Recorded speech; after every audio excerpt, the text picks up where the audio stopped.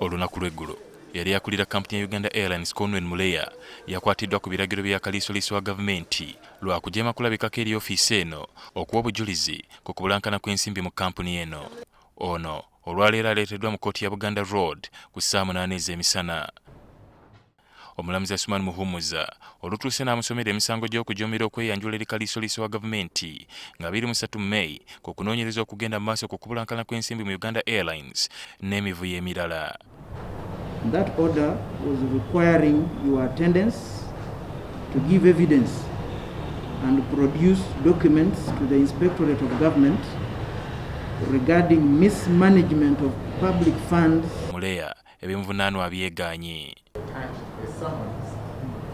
It is enough. If you're saying you did not willfully disobey, that is enough. Ffe kye tugamba tekyali kituufu kubanga bwe baleeta summons era twaziddamu era waliwo communication oba obuwandiiko obubaddewo makati wa Mwami Muleya balooya beffe ne IGG, so tekibadde kituufu n'omulundi n'ogumu ogamba nti Mwami Muleya yagaana okulabikako ewa IGG. Wano munnamateeka wa Muleya Charles Nsubuga wasabidde kkooti omuntu ey'eyimirirwe. Nsubuga aleesaba okweyimirira Muleya bana bonna abatuuze b'entebe Muleya gy'asula okubadde Paul Musoko omukozi wa kampuni ya Adra Uganda, Gerald Muhumuzi w'ekitongole ekya Uganda Virus Institute n'abalala. Wabula oludda oluwaabi nga lukulembeddwamu Rogers Kinobe lusabye omulamuzi okusaba kuno akusuule mu kasero nti kubanga Muleya mugwira ayinza okumalamu omusubi singa afuna akakisa konna. Kino bategeezezza kkooti nga Muleya bajja n'okutaataaganya okunoonyereza okugenda mu maaso ku kubulankana kw'ensimbi mu Uganda Airlines, so nga n'okumunoonya gy'abeera kiyinza okubeera ekizibu kubanga mugwira kale ng'asaana kusigala mu kkomera. The airship, as indicated by my land friend, he left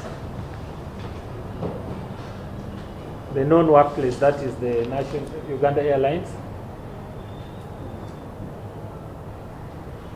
That implies that tracing him is also very impossible.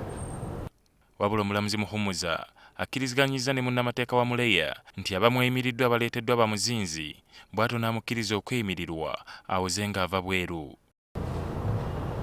It is my finding that the application has merit.